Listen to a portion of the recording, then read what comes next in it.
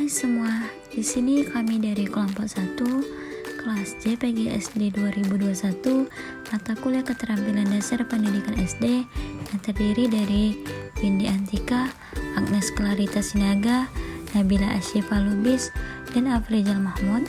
Di sini kami akan membahas tentang keterampilan guru dalam menghadapi rendahnya motivasi belajar anak.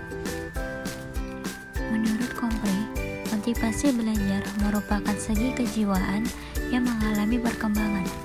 Artinya, terpengaruh oleh kondisi fisiologis dan kematangan psikologis siswa. Beberapa unsur yang mempengaruhi motivasi dalam belajar yaitu: pertama, cita-cita dan aspirasi siswa. Cita-cita akan memperkuat motivasi belajar siswa baik intrinsik maupun ekstrinsik. Yang kedua, kemampuan siswa. Keinginan seorang anak perlu dibarengi dengan kemampuan dan kecakapan dalam pencapaiannya. Yang ketiga, kondisi siswa. Kondisi siswa yang meliputi kondisi jasmani dan rohani. Seorang siswa yang sedang sakit akan mengganggu perhatian dalam belajar. Keempat, kondisi lingkungan siswa. Lingkungan siswa dapat berupa lingkungan alam, lingkungan tempat tinggal, pergaulan sebaya, dan kehidupan bermasyarakat. Selanjutnya, faktor-faktor penyebab rendahnya motivasi belajar siswa. Yang pertama, orang tua. Menurut Skinner, bahwa motivasi sangat ditentukan oleh lingkungannya. Lingkungan yang pertama dan utama yang mempengaruhi motivasi anak adalah lingkungan keluarga.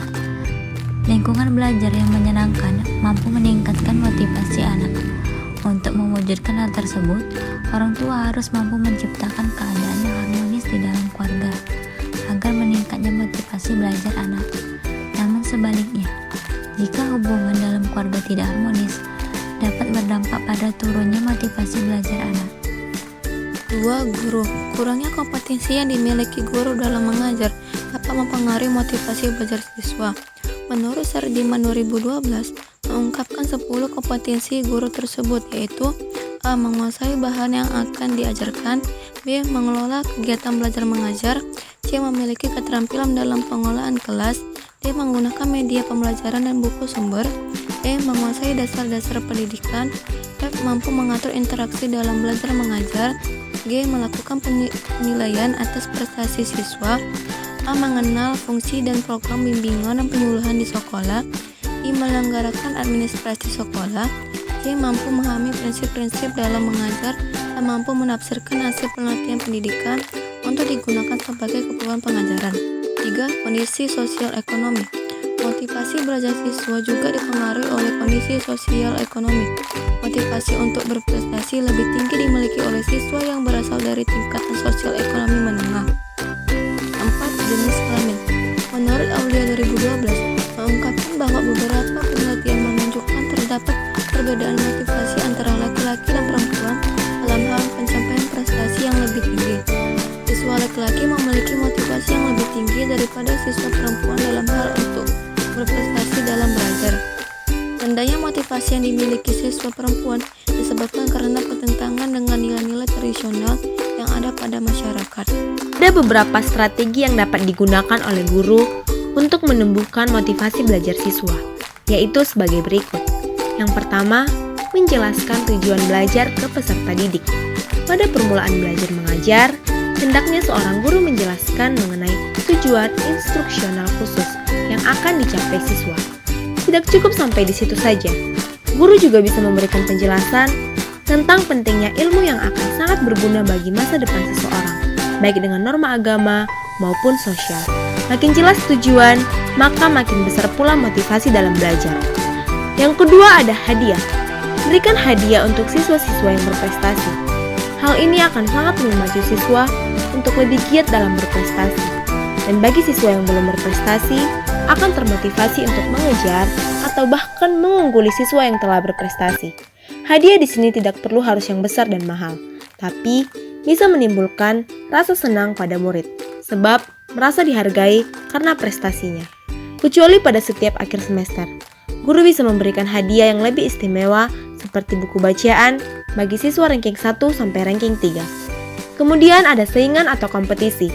Guru berusaha mengadakan persaingan di antara siswanya untuk meningkatkan prestasi belajarnya, berusaha memperbaiki hasil prestasi yang telah dicapai sebelumnya.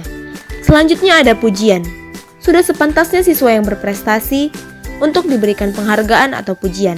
Tentunya, pujian yang bersifat membangun bisa dimulai dari hal yang paling kecil, seperti guru memberi tepuk tangan bagi siswa yang berprestasi. Kemudian, bisa mengatakan, "Wow, itu kerja yang bagus," atau "Wah, itu kamu bisa." Selanjutnya ada hukuman. Hukuman diberikan kepada siswa yang berbuat kesalahan saat proses belajar mengajar. Hukuman ini diberikan dengan harapan agar siswa tersebut mau merubah diri dan berusaha memacu motivasi belajarnya. Hukuman di sini hendaknya yang mendidik, seperti menghafal, mengerjakan soal, ataupun membuat rangkuman. Hendaknya jangan yang bersifat fisik, seperti menyapu kelas, berdiri di depan kelas, atau lari memutari halaman sekolah, karena ini jelas akan mengganggu psikis seorang siswa. Kan dorongan kepada anak didik untuk belajar. Satunya adalah dengan memberikan perhatian maksimal ke peserta didik, khususnya bagi mereka yang secara prestasi tertinggal dari siswa lainnya. Di sini guru dituntut untuk bisa lebih jeli terhadap kondisi anak didiknya, membentuk kebiasaan belajar yang baik, ajarkan kepada siswa cara belajar yang baik, entah itu ketika siswa belajar dengan sendiri maupun secara kelompok. Membantu kesulitan belajar anak didik secara individual maupun kelompok. Ini bisa dilakukan seperti yang pada nomor 6, menggunakan metode yang bervariasi. Guru hendaknya memilih metode belajar yang tepat dan bervariasi yang bisa melakukan semua siswa yang tidak membuat siswa merasa jenuh. Dengan yang tak kalah penting adalah bisa menampung semua kepentingan siswa seperti cooperative learning, contextual teaching dan learning, quantum teaching maupun yang lainnya, karena sistem memiliki tingkat inteligensi yang berbeda-beda satu sama lainnya. Menggunakan media yang baik dan sesuai dengan tujuan pembelajaran, baik itu media visual maupun audio visual. Sekian yang dapat kami sampaikan tentang keterampilan guru dalam menghadapi rendahnya motivasi belajar